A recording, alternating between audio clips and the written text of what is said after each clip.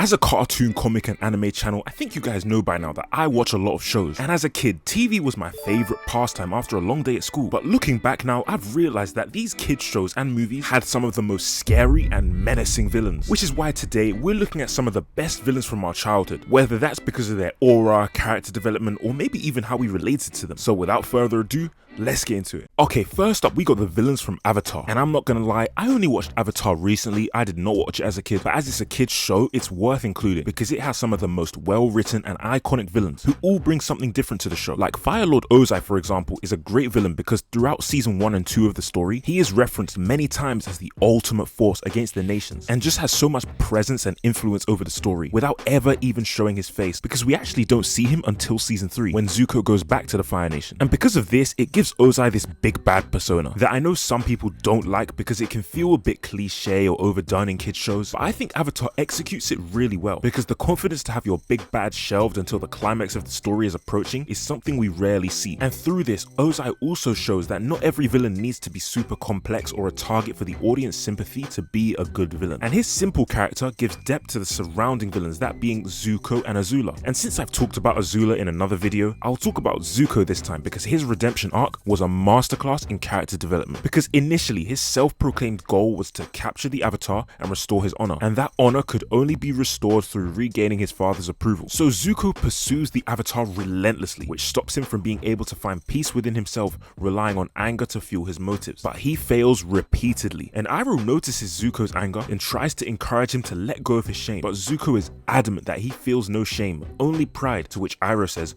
pride is not the opposite of shame, but its source. True humility is the only antidote to shame. And this line shows why Zuko struggles to learn true humility, because he can't let go of his shame. And this internal battle with his shame comes to a head in the episode Crossroads of Destiny, where Zuko allows his need to redeem himself in the eyes of his father, the source of his shame, to stop him from accepting the new life and choose good. To me, this is an important point for his character development and shows that a journey to redemption is never smooth. And after his betrayal of Iroh, his shame only intensified. He got everything he wanted. He restored his status and his honor, but Zuko had changed and no longer desired the life he had idolized for so long. And his real journey to humility starts with this realization. It's what allows him to recognize his own shortcomings, it allows him to face his father, and allows him to seek forgiveness from Team Avatar. And this journey Zuko has gone on to figure out his own destiny shows a masterclass in character development and makes him a very memorable villain. Alright, next up we've got the Lich from Adventure Time, who is the main and a surprisingly dark villain for a kids show. His first real appearance is in the episode titled Mortal Folly, where it's revealed that the Lich has been trapped by Princess Bubblegum and Billy, but the Lich controlled the mind of this snail on Finn's backpack and commanded it to break the amber which was trapping him. This sets Finn and Jake on a mission to stop the Lich before he reaches the Well of Power and fulfilling his goal of ending all life. But by the time they reach the well, the Lich is already there. Then the Lich tries to corrupt Finn's mind, but the power of loving someone saves him, allowing Finn to defeat the Lich. This first appearance was enough to really scar me as a kid, even though he didn't do anything too crazy this episode, but I feel like his presence and character design for sure made him a far more threatening villain than anyone else in Adventure Time. But I think the episode which really scared me was the episode titled The Lich. This episode starts with Finn's dream of the snail Lich using the Enchiridion to transform into the Lich and attack Billy. This dream scared Finn, so him and Jake go to check on Billy to make sure he's good, and he tells them that they need to snatch the gems from the Crown of Power to stop the Lich for good. But it's revealed later that these same gems can be inserted into the Enchiridion to open a portal to the multiverse, and after securing the final gem, the Enchiridion activates. But it turns out that it was the Lich who disguised himself as Billy to fool Finn into helping him. But what's so mad about this is that the Lich really did kill Billy, and he was literally wearing Billy's corpse to fool Finn and Jake. And this is supposed to be a kids show, but honestly what I find so cool about the Lich is even though his character isn't used that much in Adventure Time, his presence and aura is felt like no other character in the show, and he is a great example of a pure evil villain because all he wants to do is destroy all life. But next on this list we've got Tai Lung from Kung Fu Panda, who was one of my favorite villains growing up, as his villainy also has that destiny theme to it. His story starts as an abandoned baby taken in by Master Shifu, who raised and mentored him. Shifu believed that Tai Lung was was destined for greatness. And because of this, he had him pour everything into his training. And as he got older, he only wanted to become better. This led him to desire the Dragon Scroll, but because Master Oogway saw darkness in his heart, he denied him. And in outrage, he tried to take the scroll by force. This to me shows how detrimental the weight of expectations can be on a person, especially when they're coming from a parental figure,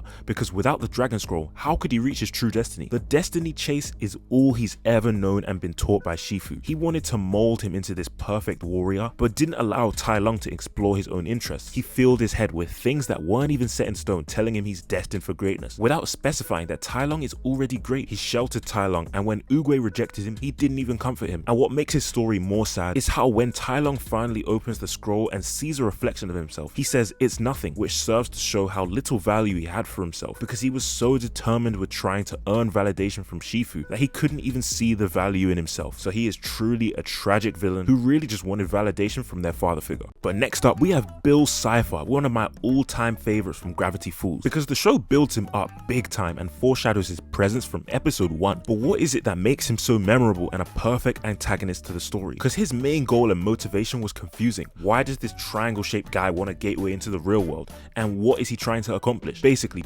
Cipher originates from another dimension which he described as a flat dimension with flat minds and flat dreams. And because existence in this dimension was so boring, he decided to liberate the dimension by destroying it along with all the other people. And after this, he escaped to Dimension 0, also known as the Nightmare Realm. And this dimension was the link between worlds that only the strangest of beings could exist in because of its lack of physics. But this realm soon became boring for Bill because he was limited by his form. So his next great motive was to physically manifest in a world worthy of being used as his own personal playground, where he could finally be free and have as much fun as he ever wanted. And he found this in Dimension 46, which is the world of Gravity Falls. So he began this endeavor to make it his own by infecting various minds and inspiring them to view him as some sort of a god. And honestly, his motives are kind of insane, because his entire motive for attempting to gain a physical form is literally just to turn the world into a playground. And that's exactly what happens when he achieves that form. Like, he rearranged every hole on a person's face, made bubbles of madness, created monsters from random objects. These are all things a crazy person would do if they achieve that level of power. Every action he takes isn't taken so he can rule the world, it's just for fun.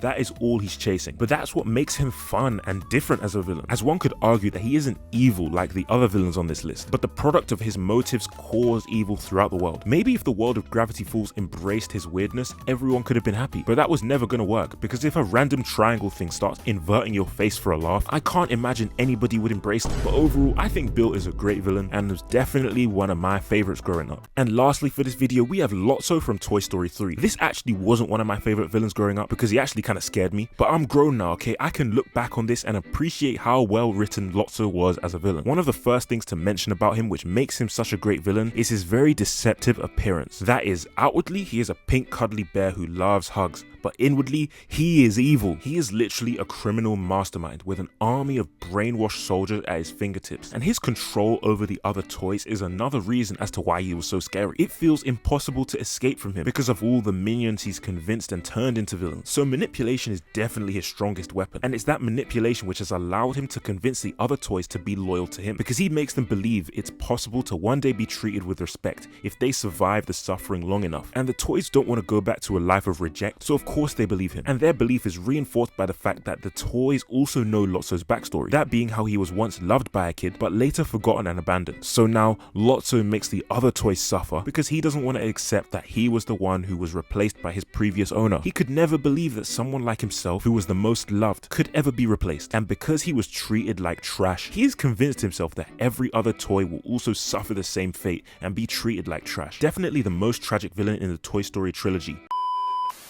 But that's pretty much it for this video. If you enjoyed, please be sure to leave a like, subscribe, and let me know in the comments who is your favorite villain, or who's your favorite childhood villain. I'd love to know. But that's pretty much it for this video, and I'll see you guys next time.